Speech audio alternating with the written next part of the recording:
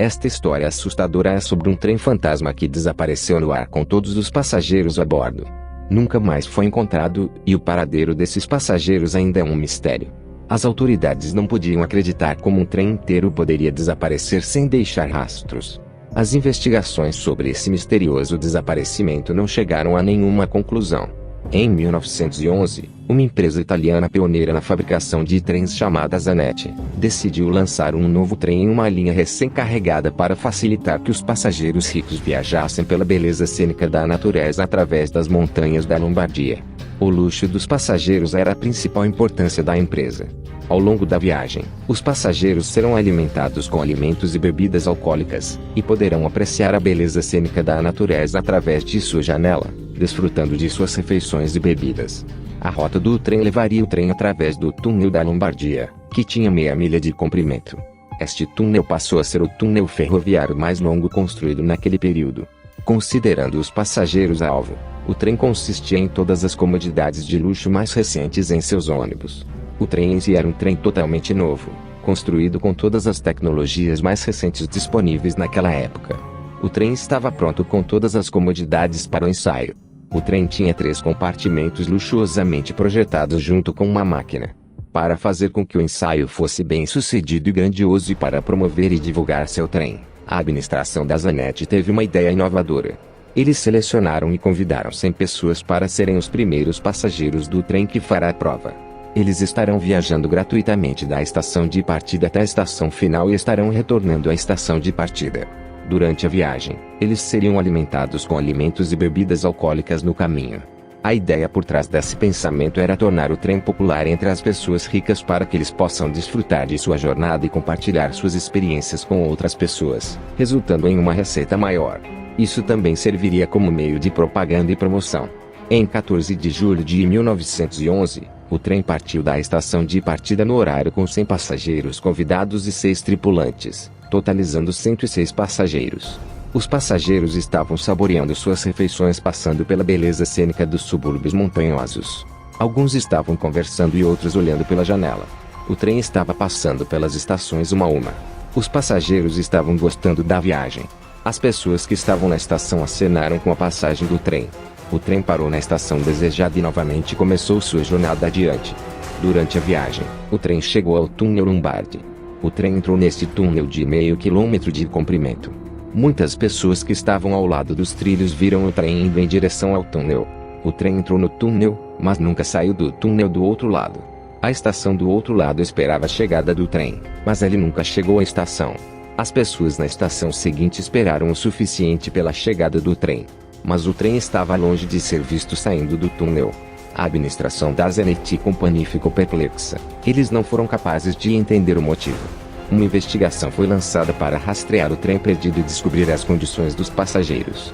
Após o incidente, os trabalhadores ferroviários e funcionários da administração vasculharam cada metro quadrado do túnel, mas o trem não estava em lugar nenhum. As evidências revelaram que o trem saiu da estação antes de entrar no túnel, mas ninguém viu o trem saindo dele. Como pode um trem inteiro desaparecer sem deixar rastros? O túnel da Lombardia tinha apenas 800 metros de comprimento e não havia outras distrações, apenas o outro lado para ir. Mas não havia trem nem sinal de acidente. O trem simplesmente desapareceu. Durante a investigação, todos os dados do sinal, estações intermediárias foram coletados. Eles não conseguiram produzir nenhuma explicação conclusiva sobre onde o trem desapareceu junto com seus passageiros.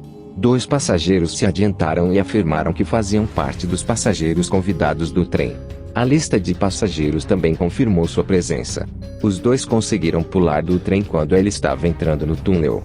Esses 2 passageiros disseram à imprensa italiana que, à medida que o trem se aproximava do túnel, uma densa névoa branca surgiu do nada e começou a cercar o trem. O trem diminuiu a velocidade ao se aproximar da entrada do túnel. A névoa estava ficando mais densa e começou a envolver o trem. Esses 2 homens entraram em pânico e pularam do trem antes que ele entrasse no túnel. Um dos 2 passageiros sobreviventes disse à mídia italiana que ouviu um zumbido quando o trem se aproximava do túnel com uma densa névoa branca que envolvia o trem como uma onda. O primeiro compartimento ficava inteiramente dentro do túnel e o trem se movia lentamente. Ellie se assustou e saltou do terceiro compartimento do trem. Quando ele estava pulando, Ellie também viu outro passageiro pulando do trem. Os dois atingiram o chão com força, e essa foi a última coisa de que ele se lembrou. Estes foram os únicos 2 passageiros sobreviventes daquele trem. Ambos os passageiros foram examinados por um psiquiatra e descobriram que sofriam de sono e outros distúrbios de estresse.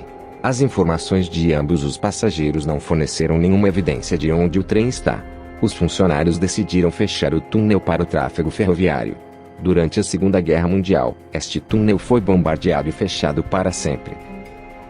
Existem registros de monges medievais de Modena que viram um trem de 3 vagões com pessoas dentro. O cavalo era o único meio de transporte mais rápido na época. O trem sem zanete passando pelos trilhos foi visto em muitos outros países, na Alemanha, Romênia e Itália. O estranho incidente do trem não parou aqui. Um dos parentes de um passageiro examinava os arquivos. Ele encontrou um registro interessante. Em 1840, os registros locais de um hospital sugeriam que 104 italianos foram internados em seu hospital em estado de desordem mental. O psiquiatra que os tratou deixou um bilhete dizendo que todos os 104 pacientes estavam vestidos com roupas estranhas e todos afirmaram ter viajado em um trem Zanetti de Roma, na Itália.